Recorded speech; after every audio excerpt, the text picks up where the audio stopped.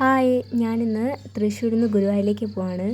വീട്ടിൽ നിന്ന് വരുമ്പോഴുള്ള വീഡിയോസ് എനിക്ക് എടുക്കാൻ പറ്റിയില്ല. അപ്പോൾ തൃശ്ശൂർ മുതലാണ് ഞാൻ വീഡിയോ എടുക്കാൻ തുടങ്ങിയത്. ഇതാണ് എൻ്റെ അച്ഛൻ, പിന്നെ അമ്മ, അവിടെ ഇരിക്കുന്നത് അച്ചമ്മയാണ്, ഇതെൻ്റെ അനിയത്തി. നിങ്ങൾക്കറിയാലോ, എൻ്റെ വീഡിയോസൊക്കെ കാണുന്നവരാണെങ്കിൽ എൻ്റെ അനിയത്തിനെ പറ്റി നല്ലോണം അറിയാവും പറ്റും. അപ്പം ഞാനിത് 3ാമത്തെ പ്രാവശ്യമാണ് ഗുരുവായൂരിലേക്ക് പോകുന്നത്.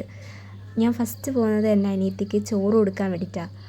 എന്തെന്നാൽ ഓളെ ചോറ് കൊടുക്കൽ കുറച്ച് വൈകിട്ടാണ് കൊടുത്തത്. 3 വയസ്സൊക്കെ കഴിഞ്ഞിട്ടാണ് കൊടുത്തത്. ഓക്കെ, അതൊക്കെ വിട്. അപ്പം നമ്മളിതാ ട്രെയിന് പുറപ്പെട്ടിട്ടുണ്ട്. പോകുന്ന വഴിക്ക് ഞാൻ കണ്ട കുറച്ച് എനിക്ക് ഇഷ്ടപ്പെട്ട നല്ലൊരു കാഴ്ചയാണിത്. നിങ്ങൾക്ക് ഉറപ്പായിട്ട് ഇഷ്ടപ്പെടും. നിങ്ങളൊക്കെ ഈ വഴിയിലൊക്കെ വന്നിട്ടുണ്ടെങ്കിൽ ഇത് നേരിട്ട് കാണണം. അപ്പോഴാണ് നമ്മളെ മനസ്സിലുള്ളൊരു കവി ഉണരുക എന്നൊക്കെ പറയുമല്ലോ. എന്താ പറയുക, നല്ലൊരു കാഴ്ചയാണ്. എനിക്ക് ഏറ്റവും ഇഷ്ടപ്പെട്ടു ഈ കാഴ്ച.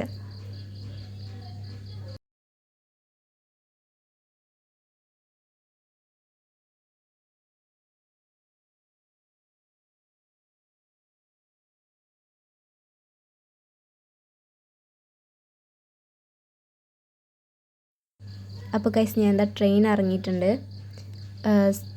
ഗുരുവായൂർ സ്റ്റേഷനാണ് നിങ്ങൾ ബേക്കിൽ കാണുന്നത്. ഞാൻ എന്നിട്ട് ഓട്ടോയിൽ കയറാൻ പോവാണ്. ഓട്ടോ കയറിയിട്ട് നേരെ നമുക്ക് ഗുരുവായൂരിലേക്ക് ഇറങ്ങണം. അങ്ങനെ പോകുന്ന വഴിക്കുള്ള വീഡിയോസ് എടുക്കാൻ പറ്റില്ല ഓട്ടോയിൽ കയറിയതിന് ശേഷം. അപ്പോൾ നമ്മൾ ഇവിടെ ഗുരുവായൂരിൽ ഇറങ്ങിയിട്ടുണ്ട്. ഇവിടെയുള്ള കാഴ്ചയാണ് നിങ്ങളിപ്പോൾ കാണുന്നത്. അപ്പം ഞങ്ങളിവിടെ ശരിക്കും ഒരു ദിവസം തങ്ങാൻ വെച്ചിട്ടാണ് വന്നിരിക്കുന്നത്. അപ്പം ഞങ്ങളൊരു ഹോട്ടലിൽ കയറിയിട്ടുണ്ട്. അച്ഛൻ നടന്ന് ബില്ലാണ് കേട്ടോ.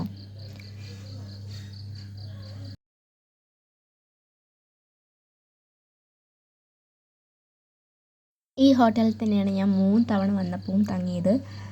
ഈ ഹോട്ടലിൽ പക്ഷെ 3 തവണ വന്നപ്പോഴും എനിക്ക് വേറെ റൂമാണ് കിട്ടിയത്. ഇവള് ഒന്നും മിണ്ടുന്നില്ല, എന്താണെന്നറിയില്ല, സൈലൻ്റായി പോയെന്ന് തോന്നുന്നു. അപ്പോൾ ഇതാണ് എൻ്റെ അമ്മ. ഞാൻ നേരത്തെ പറഞ്ഞല്ലോ, അച്ഛൻ ഇവിടുന്ന് ബില്ല് ചെയ്യാണ് അവരോട്. അങ്ങനെ നമ്മളിത് ആ റൂമിലൊക്കെ കയറി. റൂമാണിപ്പോൾ ഞാൻ നിങ്ങൾക്ക് കാണിച്ചു തരുന്നത്. എനിക്ക് ഇഷ്ടപ്പെട്ട റൂം, കുഴപ്പമില്ലാത്തൊരു റൂമായിരുന്നു.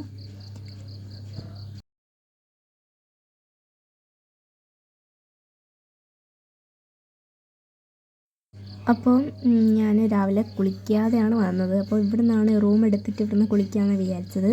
അപ്പോൾ ഞങ്ങളെല്ലാവരും ഇവിടുന്ന് കുളിച്ച് റെഡിയായി. ഞാൻ ആദ്യമായിട്ട് സാരി